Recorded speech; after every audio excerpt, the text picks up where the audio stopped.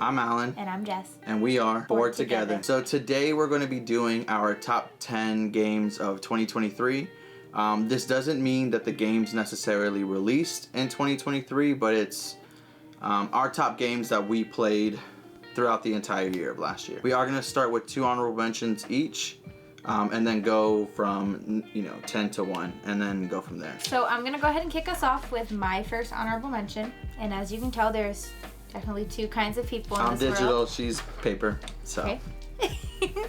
My first honorable mention is the exit games. That was gonna clear my list on honorable mentions, but because I wanted to be specific about which one, because I enjoyed the first one more than I did the other one, and that's why it was an honorable mention for me. Okay. We have only done 2. I think we've done 3. How many? 3? You and I done 1 like together? 2? We've done 1. And then 1 with Alyssa. With your sister. Or maybe it was only 2 that we done. I know we have about 2 or 3 still on the shelf over there. So. And we've just been having a real hard time finding the time to just sit down and play.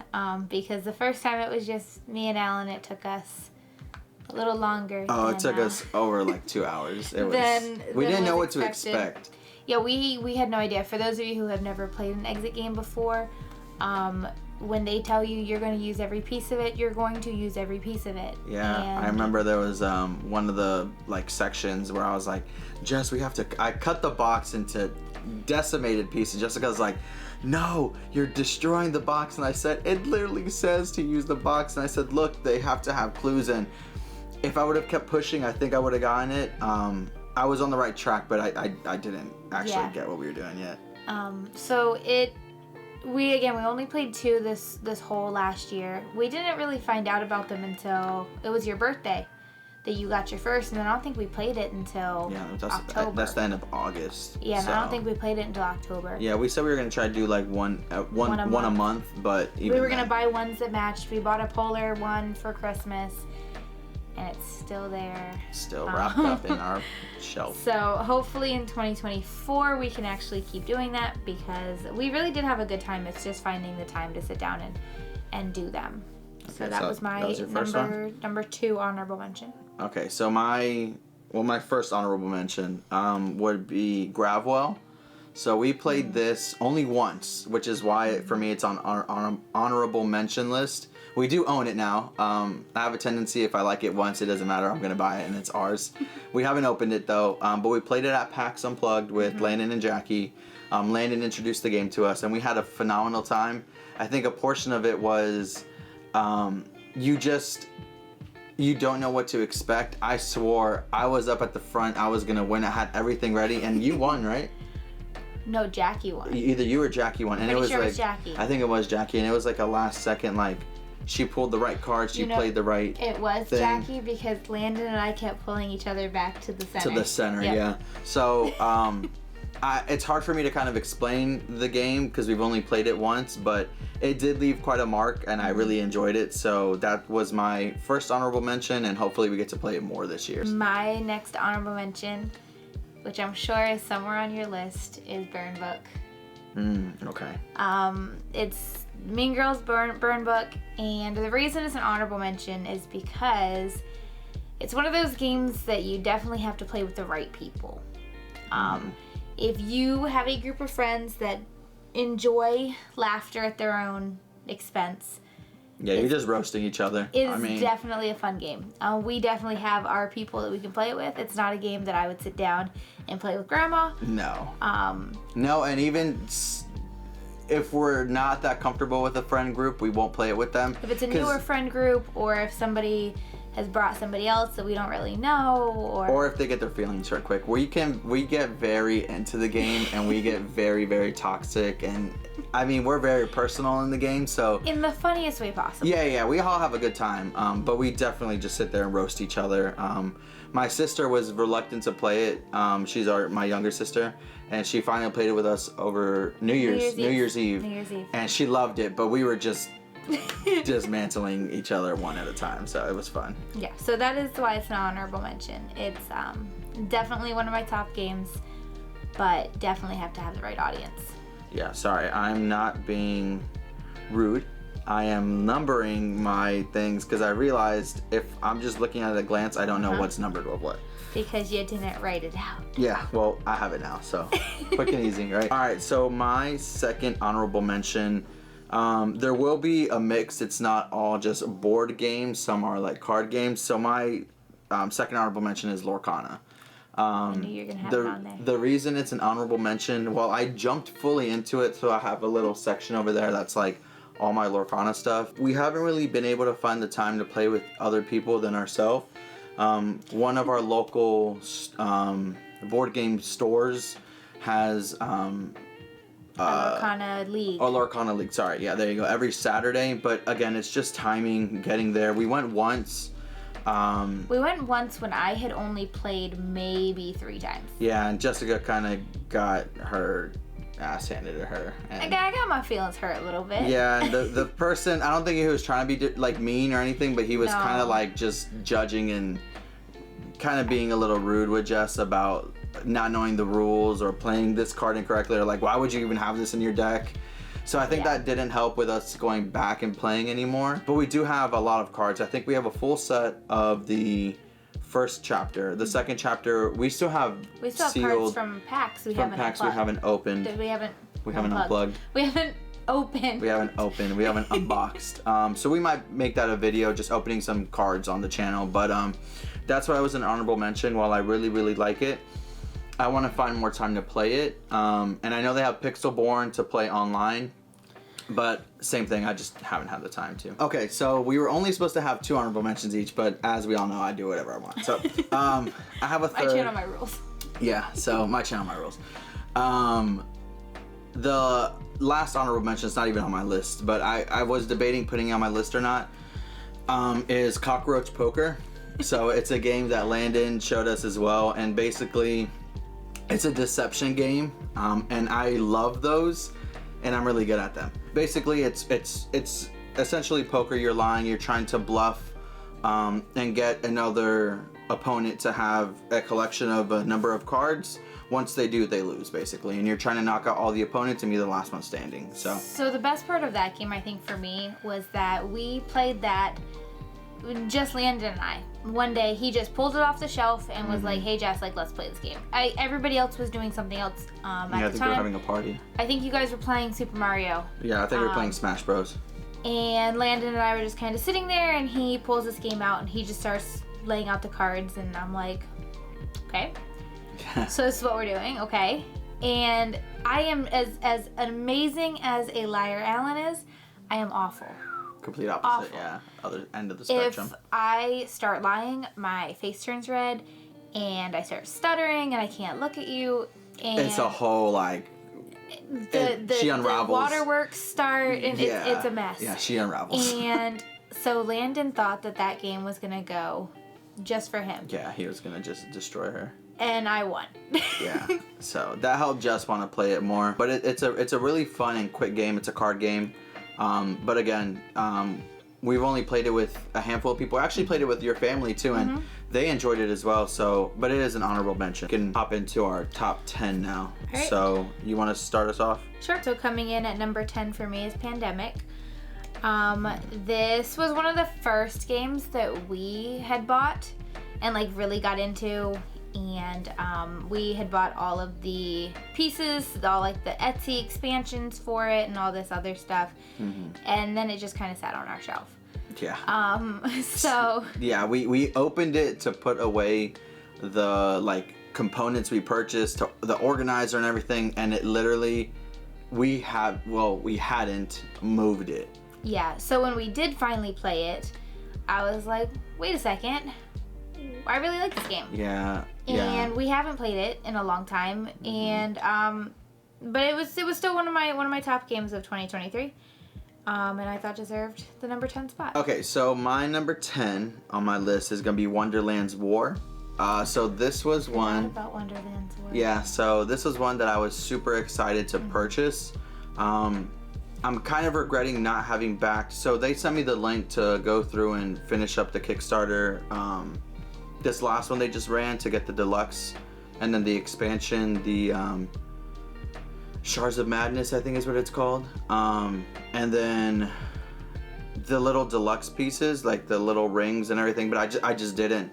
And I've been seeing on some of the Facebook groups and stuff that people are getting their copies in, and I'm just like, dang, I wish I got it. But we were able to play one big game, me, Jess, Landon, and Jackie. Landon and Jackie. Those are usually our go-tos for our games. They're here a lot. But it took a little bit to get started, which is why it's at the very bottom of my list, but I really want to play it again now that we have a bigger table as well. The other table, I mean, we were using like chairs and stuff. We pulled up a pop-up table. Yeah, it's a massive game, but it's the graphics are gorgeous. The graphics are amazing. They're very vibrant, and those of you that have played it, I mean, you guys know it's an amazing game. But yeah, we had a really good time with it. I want to continue to play it. But it's just a matter of getting it to the table, just like everything else. So it's my number 10. Coming in at number 9 for me is Deception Murder in Hong Kong. This is another social deduction game. I think we've kind of found that social deductions are kind of our thing. It's a smaller game. It lasts about 20 minutes or so. So it allows for a lot of gameplay with a lot of people. Yeah, I think you can play up to like 10, 12 or more with the expansion. I'm pretty sure it's 12 with the base and 16 with the expansion. Yeah, it's something quite wild, the player count, so. And because the games go so quickly, everybody gets an opportunity to have a different role. Mm-hmm. So I know I personally really like being the investigator. Oh no, what is it? I think it is the investigator. The investigator. Yeah. Where you kind of get to see everything going on and give out the clues. But then I've also really enjoyed being on the other side of it. That's my number 9. Yeah, we took that game to Buffalo and played with Emma and her family. And then we played it with our family a handful of times. Mm-hmm. We played it here. But yeah, it is a diverse player count, and we love social deduction games like Jessica said. It's just something that we enjoy, and we feel very fondly for those games. But it's a very simple to learn. But it's very fun, like seeing who's what, like who's on the bad team, who's on the good team, who's covering for who. So it's a really fun game. If you haven't played it, you should check it out. All right, so my number 9 was Horrified Universal Monsters, specifically that version. Horrified, kind of like Jess said about Pandemic, was, I would say for us specifically, was our very first game of really jumping in further into the board game aspect. We went to visit Emma and Theo as well over in New York, and we spent a weekend with them where you talk about a board game weekend, it was a board game weekend. We did nothing but play board games. In fact, we were just talking about this the other day. We were. I didn't even pack like going out clothes. I stayed in pajamas the whole time. Mm-hmm. I think we only went out to go to like CVS and then to get some bagels. Yeah, and maybe order, like, we bought food, obviously, like takeout, but that's it. I think Theo and I ran to the store once. Yeah, so it was that weekend we played Pandemic for the first time, actually, and Horrified and Ticket to Ride. So it was a good time, but we do own the Universal Monsters, American Monsters, and Greek Monsters. Personally, I'll rank them. I like Universal Monsters number 1. I think just because it's near and dear to our heart, and because we played it a lot more. I like Greek Monsters, and then I like the American Monsters. But we enjoy all 3. We've played them all at least once. But we hope to continue to get that to the table. It's a co-op game, so we definitely enjoyed that. Okay, my number 8 is New York Zoo, and it's an animal meeple placement game. Yeah. And with that's enough said. You get the little meeples and you put them in your zoo, and you're trying to build the best zoo. The only real downside to that game and why it was number 8 instead of higher up was that it takes a lot to set up. Pieces that you have to place in order. Yeah. I'm thinking now that we have a bigger table, I think I might enjoy it even more. Yeah, we can leave it here and cover it if we need it to. Yeah. I'm not going to have to worry about stacking on top of each other or anything like that because the table's bigger, but it's definitely one of the top games. I love looking at the little animal meeples. The funny part is, I believe not the only reason, like, it looked interesting when we purchased it, but my favorite animal by far are penguins, and there was a penguin meeple, and that was enough that sold us. The little flamingo maple is really cute. Yeah, it took us a little bit to get it to the table. It's not like a heavy game or anything, but it was just a matter of... very, very easy to learn. Yeah, some people... So it looks similar to the box art of Ark Nova, which we have Ark Nova. We haven't opened it at all. And I hear it's a heavy game. Not the same idea at all. But that's a good pick. I don't have that on my list. So, all right. So my number 8 is Isle of Cats. This was another game, very similar actually in the set and the idea that you have a mat that you're placing like Tetris-y tiles on, and I think that's something that attracts Jess for games a lot. A lot of the games that I tend to see that she likes have those components or those aspects of the game, but we really enjoyed it. Same thing, Landon and Jackie showed it to us, we played it with them. Jessica took a liking to it immediately, and the first time we played it, I actually had to leave and run out to work. So I didn't get a chance to really fully play the game. I wasn't focused the first time, and I'm just like, I don't want to play this, like whatever. It took me a bit to get into playing the next time. They kept trying to push me, Allan, let's play again, and I'm like, next time or play something else. I think the actual placement, like when you look at when the Isle of Cats is set up, it looks like a very heavy game. Yeah, it looks intimidating. Or to us, at least, it looked intimidating. It definitely looks like you're going to have to constantly be checking the rules in order to know what comes next. Yeah. But once you do one turn, like one full turn, it's not a problem. Yeah, so I really enjoyed it. We own it, the base game. I know there's a handful of expansions and such.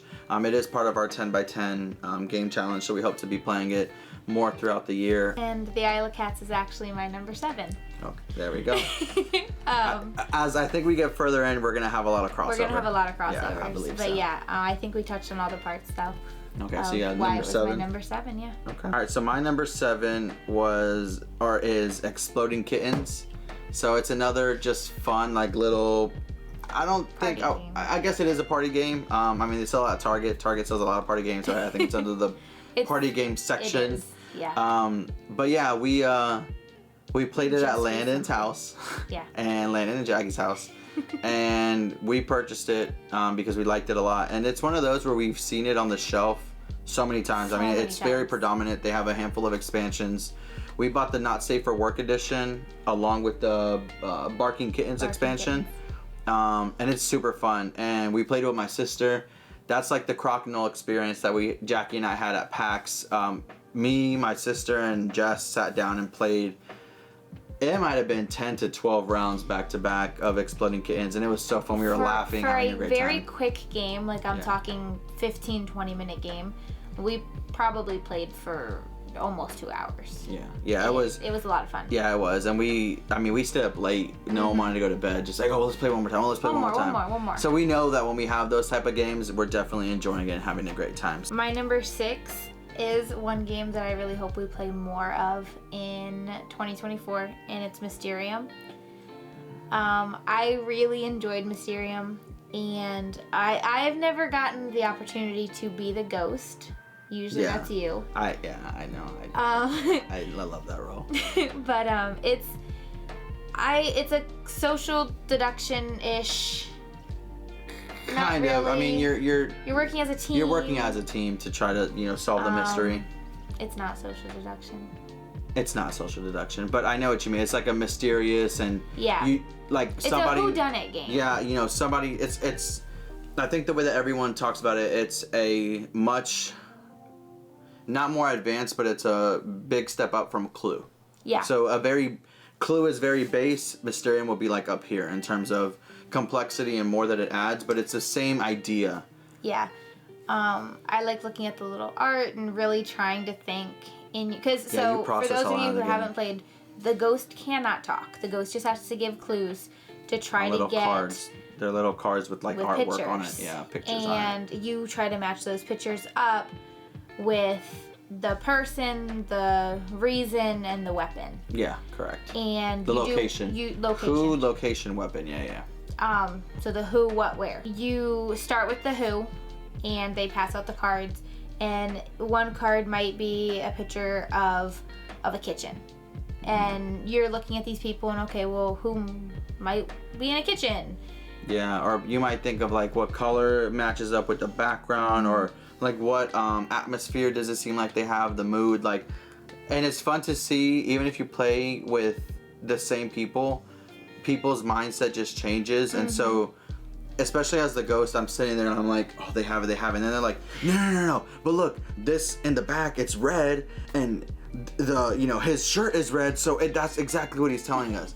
And so you're just like, man, and you can't say anything, so I have a good, like, I think I have a good poker face, so I'm just like, just blank staring at them. My favorite part about that is when I'm like, no, I know Allan would give me this so that I see this. Yeah. And I'm wrong. And you're just like, you know, we're all over the place. So wrong. Yeah. So that's a really good one for number. What'd you have? 6. Number 6. All right. So for my number 6 is one that you've already mentioned. For me, it's Burn Book. The same reason I really enjoy the game, as like I said, as toxic, as funny, and as, you know, just dismantling we get with one another.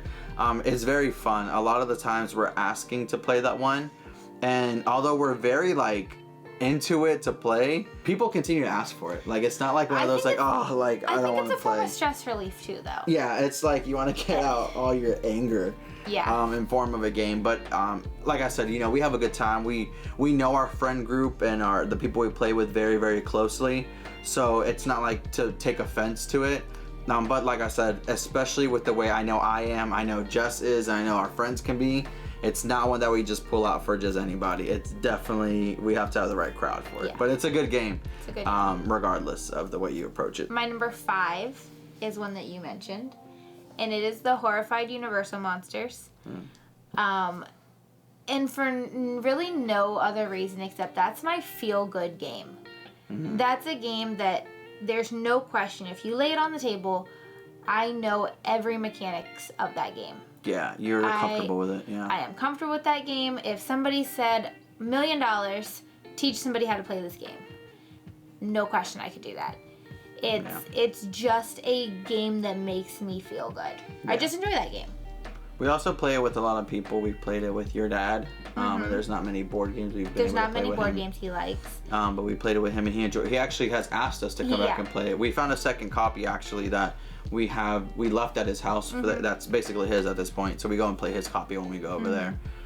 We played it with Emma and Theo. We played it with Landon and Jackie. We played it with Logan, me, you. And Jess and I, we enjoy games that we can play in co-op as well. As much as we like to be like in competition, there are a lot of games that we like playing, you know, as a team. Yeah, and I think we do a pretty good mix of them. We do. We have a good balance, I feel, in terms of being co-op or being one against another. So, all right. So my number 5, which you're probably gonna be like, wow, it's pretty low, but for my number 5, I put Villainous. And that's just Disney Villainous specifically. We own Marvel Villainous, but we haven't played it. So this is Disney specific. That's probably our favorite game. But the reason for me it's number 5 instead of like number 1, we haven't gotten it to the table as much. And right now I know we want to get through our Villainous tournament. We just played Villainous earlier today around. And it's just a fun game. We love, well, I'll speak for me. I love the theming of it.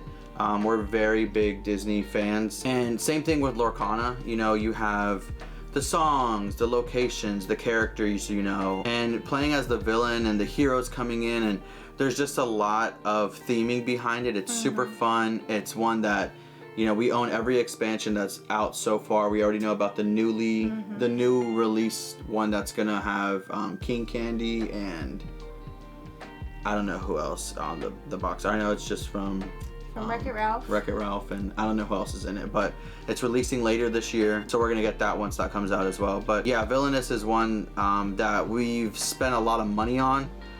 If you've seen any of our other Villainous gameplay videos, we purchased the Etsy 3D printed boxes for them for each individual character, and we'll, like I said, whenever we show you a video of seeing the rest of our area here, we have like 2 Calyx shelves specific for them. So all right, my number 4 is Disney Villainous. Okay, there we go. Wow, I'm surprised it's not higher for you. Yeah, there'll be a reason, I'm sure, but yeah. So yeah, Disney Villainous, it's another game that is just a feel-good game, and I will tell you, I am not that great at Disney Villainous, but I enjoy it a lot. I feel like it's a good middle ground depending on who we're playing as. It's depending on who I feel like playing as. Yeah. Who you feel like playing as. Yeah, if I want to just win, I usually pick like one of two characters. Yeah. And also if we're playing with other people. Yeah. There are some characters that I just really like to play as that are not good two-player characters. Yeah, we recently played with Landon and Jackie. No, we keep mentioning them, but we played with them in a 4-person game. That was the second time we've ever played 4 people. We normally play just 2 of us, so it's a very different feel of the game. Because if she's fading, it's me. If I'm fading, it's her. Whereas if you're playing with 3 or more, you have your little fate token where you can't be faded twice in a row. But then also, like, you're also trying to pay attention to more people. So, like, you can almost hide a little bit if you just kind of stop talking and just, like, kind of keep quiet and just play about secretively. You don't be suspicious. Yeah, don't be suspicious. Don't be suspicious. But, yeah, I mean, so it is different. I know a lot of the games we do play, we have a different idea on it, or we feel differently because we play it in 2-person mode. As opposed to 3-4 people. Hold on. Another thing I wanted to add about Disney Villainous. Yes. Is I feel like another reason it was higher, like in the top half of that, is because I've really enjoyed when we do play when it's just you and me, that we typically put on one of the movies. Yeah, we have our TV back there that we can see from the table. So like, there's things that Ravensburger really put a lot of effort, like a lot of effort and thought. Oh, they did. And detail, because who were we playing? You're probably thinking for Tiana, Dr. Facilier. Yeah. We were putting it on and we looked up at the screen and the same card was there and it was the effect, and it was just so awesome that there was things that you didn't pick up on when you watched the movie that they've put into detail in the game. Yeah, they really, and this might be a little sidetrack off topic from really the point of the video, but Ravensburger really did an amazing job with both Villainous and something we were talking about is I think that's why Disney gave them the okay to proceed with Lorcana, and I feel like the same way they're handling, aside from gameplay, like just the theming and staying true to Disney and their songs and the overall true Disney fans. Yeah, to true Disney fans. I mean, for anything, if you don't even like the games, it's a nostalgic factor, and you feel a connection to those characters. And they hit it out the park with Villainous, and we hope that they continue to send out more, bring out more expansions. But the same idea, yeah, I agree. We usually throw on a movie for one of the 2 characters that we're playing, and like Jess said, you're seeing the locations, you're seeing the cards, the heroes, the actions that they're doing, the items. So it's just very thematic, and it's like a little extra bonding thing that her and I do when we're playing normally, just like to have fun. All right, so my number 4 is Catan. This was a game that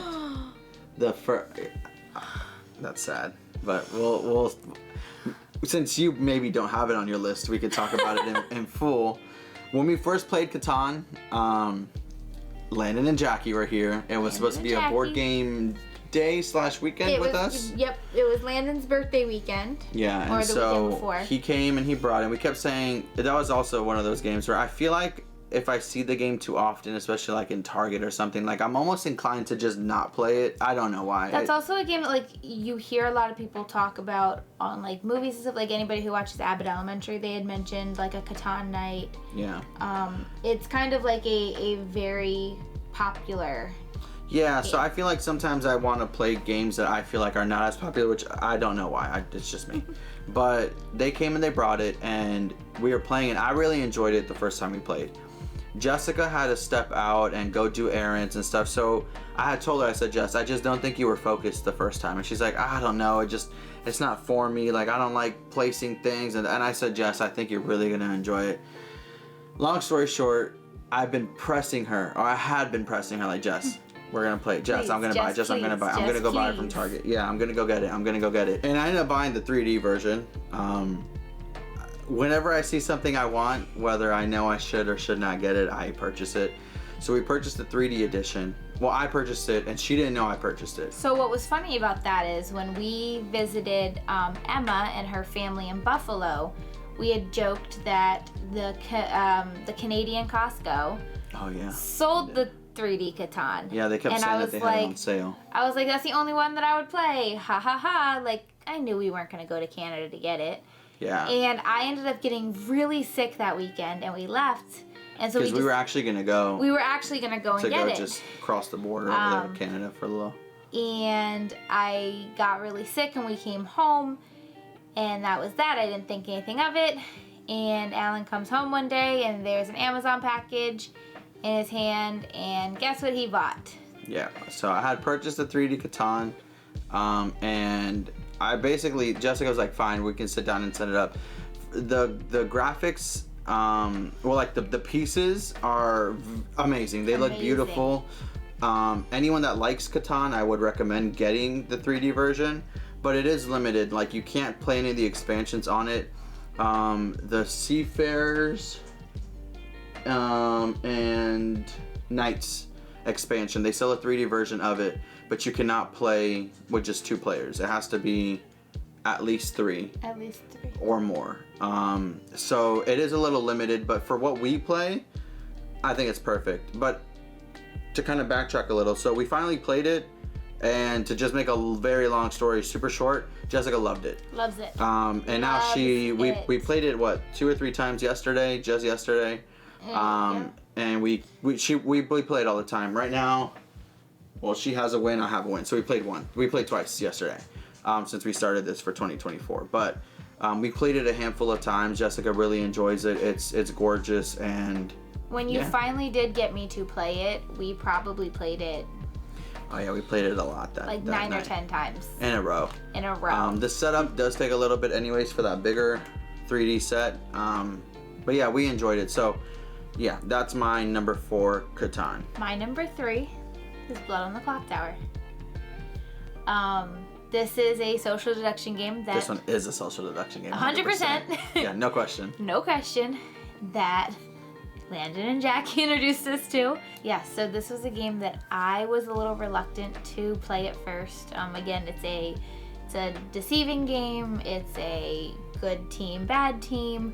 And it's not so much a board game. It's definitely it's interactive. Yeah. You know, you get a piece of paper. That's pretty much it. You pick a well, you don't pick a role. You physically pick a role randomly. And if you're on the good team, you're trying to get the good team to win. And if you're on the evil team, you want the evil team to win. I was very reluctant at first to if I wanted to play it, if I didn't want to play it, if I was going to enjoy it, or if it was just going to be Landon and Jackie invited us, so let's just go have a good time. And I really, really enjoyed it. All right, so for my number 3, it is Crokinole, and that's pretty obvious.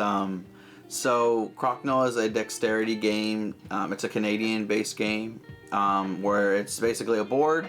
You have these little pucks that you're basically trying to get the most points for a very simplified version of simplified. Yeah, very, very simplified of that game. We ended up, we were introduced to the game at PAX Unplugged when we went, at the end of last year. And Jackie and I specifically fell in love with it as opposed to Jess and Landon. They were not, without being offensive, they weren't huge fans of it. They didn't really know how to, not that they didn't know how to play, but they just weren't good at it. We weren't good at it. It's okay. And so Jackie and I enjoyed it a lot more. We left without buying a board. We bought one on Amazon, a nicer board. I mean, it did what I wanted, but the Tracy boards were just amazing. So we ended up buying one. It's mounted behind the camera, which we'll probably include a picture of it. But yeah, that was my number 3. It's a really fun game, and you guys could probably expect to see us playing it a little bit here on the channel. All right. My number 2 is the Ticket to Ride Legend of the West Legacy. All right, so that's one that we actually matched up on. That's my number 2. Yeah. So we can both talk. Well, we both talk to that. Okay. Yeah, that's my number 2. So this game I think was extra special because it was our very first Legacy game. Yeah, it was. It was our first campaign style game. Anything of the sort. This was our first. Yeah, and we have really enjoyed the Ticket to Ride collection. Mm-hmm. We have, I want to say, maybe 5 or 6 editions of the game. And when I heard that Legends of the West was being released, I had told Jess about it. We weren't sure because the big one that everyone talks about is like Pandemic Legacy. and we had never played it. And so, right when we started the game, we realized, I think I realized more than her at first how much we were going to enjoy it, because she let me handle the whole rule book, the putting in the new rules. I get overwhelmed with rules. Yeah. Looking at a rule book that is this thick is scary to me. Yeah. So he takes care of that. Yeah. He reads the rules, so I don't have to. Correct. He tells me the important things. Yeah. Leave out all the extra. For those that don't know, we're not going to spoil any of the game, but you add different rules, you add components to the game. So many components. There's things that become a permanent change, so it's a special board to you. So yeah, we really enjoyed it, and that was my number 2 for that same reason. It was amazing. We ended up playing it in basically 3 different nights, because the first night we played, I think 2, maybe 3 or 4. And then the second and third time, it was like a month later though, but it was back to back. One day, and then we left it set up for the next day, came home from work and just finished it up completely. It was so much fun. I ended up winning the whole campaign, the whole legacy, In the beginning, Jess was dominating me. Yeah. But as the board started growing, I started taking advantage of the entire board. Where Jess was too, but there was little pieces where there was a couple of times that her and I were just like, oh yeah, I got this ticket. And you're like, oh, I forgot this one piece, and it was super fun. I think it's going to be a very memorable game for us. And what I like about it is that, opposed to some legacy and campaign style games, you don't have to get rid of this. The board is still a Ticket to Ride board for you to play. Correct. That was my biggest thing, was that we spent all this money, and what do we do with it now? Do we just throw it out? Yeah. Do we make a shadow box? Yeah, and I was just about to say that. I've seen that people, when they finish the Pandemic Legacy games, they make a beautiful frame, and they put the different pieces and components, but as we were playing through it, we really liked Ticket to Ride as a whole. So we were just like, oh man, we were getting sad that the campaign was ending. But at the end, when we realized, and they assist you, we haven't done that portion. We really just broke it down and just left it in the box. But that we can still utilize that board to play is super exciting. So I know one of the next times we play Ticket to Ride, we're gonna want to put that board back together with the rules and just play it as a normal TTR game. So yeah, we shared that number 2 spot. All right, so my number 1 is Ticket to Ride Europe. Oh, okay. I think why Europe specifically is because our specific Europe is the 50th anniversary, so we have the cute little tins for the trains, the cute little trains. The board is gorgeous. Yeah, it's a very, very beautiful and upgraded board. Yeah. Ticket to Ride really became one of my comfy games. Yeah. One of the games I just enjoy playing. I enjoy making other people play it, and I say making because some people are reluctant to play, but we force it on people. A lot of the times it is making, and then they enjoy it. Yeah. But I really enjoy all of the Ticket to Rides, but for an actual sit down and play lengthy game, it's the Europe one. We usually pick that one if we're just gonna sit down and play TTR. Yeah, we have a couple of the smaller, we have San Francisco and New York, and we just got the Netherlands, Africa. I like all those, but those are very short versions. And the US one we have as well. Yeah, we have the US. Yeah. But that TTR Europe is probably my number 1 for last year. We played it a lot. We did, and we really we played the regular TTR Europe one, and we enjoyed. So one thing that I think why we play that one over the Europe edition or the US edition as well is because you can borrow routes, where I feel like on the US one, once you're blocked out of a route, it almost makes you want to give up sometimes, out of being so flustered or not having an option. So I feel like that's a good way to still keep someone in the game, even if it's at a cost of some points or something. But yeah, it does allow for it to continue the game forward. Yeah, the very first time that we had ever played Ticket to Ride, I was missing this little piece. Yeah, and it cost you a lot. And Allan put that little piece right there and blocked my whole route. Yeah. But if we were playing the Europe edition, I could have just put. I think I did that station. too when we played at PAX with Landon and Jackie as well. I know I did that with somebody, or he did that to us. Yes, he did. Yeah, so it was the Europe edition also is probably my favorite, aside from the Legacy now board. All right, my turn. Yeah. What's your number one? You probably know what my number one is. Blood on the Clock. Blood on the Clock Tower. So, Blood on the Clock Tower, which Jessica, you said it was your number what? 3, 4? Yeah. Yes. So, Blood on the Clock Tower is definitely my number one. For me, it's just a matter of it. Not only is it just super fun. For those that haven't played it, it is like a DM style game. You have a storyteller who basically oversees the entire game. What I like is that they're still very much a part of the game. As a storyteller, you make decisions, but simplified is there's an evil team, a good team. The evil team is trying to kill all the good team off and be the last people standing and win. And there's a demon. The good team is trying to execute and kill the demon so that they can win. It's very simple, but it's a very interactive game, like we said. We played it at Jackie and Landon's for the first time. They invited us to like a game night that they had for the game. Immediately we were thrown in. We were like, whoa, this is a lot. We're confused. What's going on? But then you quickly pick up and you want to continue to play.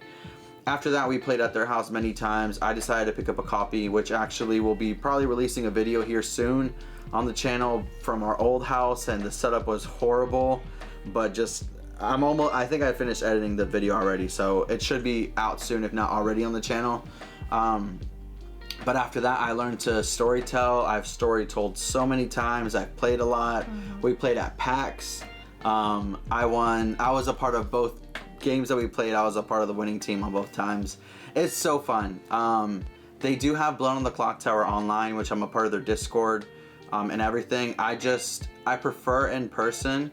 I think the interaction is just better. I think it's just more fun. But I do know that some of the gameplay is easier to be ran online. And especially like it's hard to get a group of, for a fun game, I think a minimum of 9 to 10. At least. And anywhere up to like 12, 13. I think that's the best range for the game. They have like smaller scripts where you could play like a group of 6 or 7, but I think they just end too quickly and it's not as fun in my opinion. But the game is amazing. We actually are going to be attending the Clock Tower Con here in April in Washington, D.C. So we'll be there Friday, Saturday, Sunday, but apparently they might be holding games and events Thursday night, which we probably will go to. We plan on dressing up as some of the characters. We're going with Landon, Jackie, and my sister. So it's amazing. I can't talk enough about the game. It's definitely my number one. I know it's in Jessica's top 3. So it's amazing. So I think Allan and I as a duo in Blood on the Clock Tower, Allan enjoys playing it and like just enjoys all of the mechanics of putting it together. And I really love a good theme. I'm for his sister's birthday, we had a whole Blood on the Clock Tower themed party. Yeah, we made custom scripts to talk off of, and it was a lot of fun. Yeah, we I think a part of it though too, when initially Jess and I to a point have a lot of social anxiety, and the game is not one where you can just like you need to come forth. You have to. You need to either lie or tell the truth. Try to trust somebody in the game. You have to talk, interact, speak. If there are a bunch of people you don't know, you need to be able to just go in and converse and have a good time. And I think it really skyrocketed for me over at PAX, because we played with basically the same people over the course of the last year and a half. And at PAX, Jackie, Landon, Jess, and I went. We played 2 games, all 4 of us together. We played it with a whole group of people that we've never even met, really. I wasn't storytelling, so it was nice not storytelling and just sitting in and being a player. One game I was actually a traveler, and I had an amazing time. I never thought I would have. And it was just super fun. And I just realized, like, the different groups of people you could play with, it's always going to be a different time, a different script. We played the base scripts. We played Trouble Brewing and Badman Rising, for those that know the game. And we had a really fun time. So I just don't see us not enjoying this game. Actually, our copy is Right there. Right here. Our copy is right there. And I actually have another sealed Kickstarter edition in the cabinet right there. And I would keep looking forward to the new characters coming out. The fact I think that also helps is we can make our own custom scripts. So we try to theme it around, like Jess said, my sister's 21st birthday. She made a script for her boyfriend's 21st birthday. We made one for my birthday. We made one for your birthday and my birthday. And your birthday. And there's so many roles to choose from. The game, I don't feel like will ever be mundane or feel so repetitive. Even if you play the base 3 scripts, you can pick different characters to be in. The interactions will always be different because of the people playing as those characters. I know we've ranted right now about Blood on the Clock Tower, but I can't say enough good things. Amazing job, Pandemonium Institute. It's amazing. We can't wait for Blood on the Clock Tower Con here in 3 months? Yeah, about 3 months. About 3 months.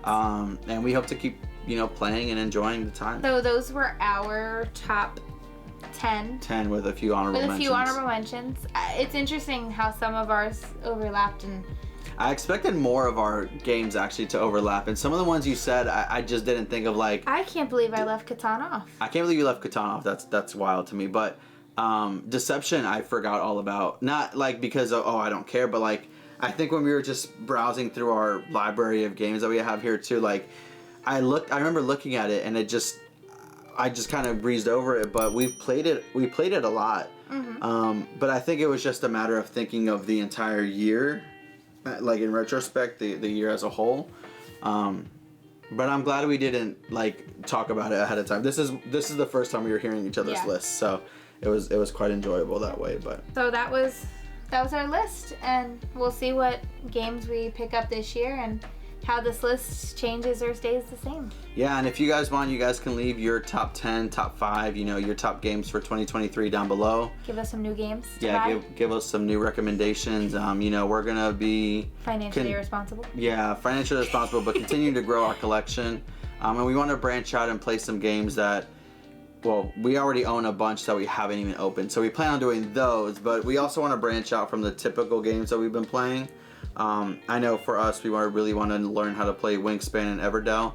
Mm-hmm. I see a lot of people playing it. We own the full nesting box of Wingspan and all the expansions, everything, all the components in there.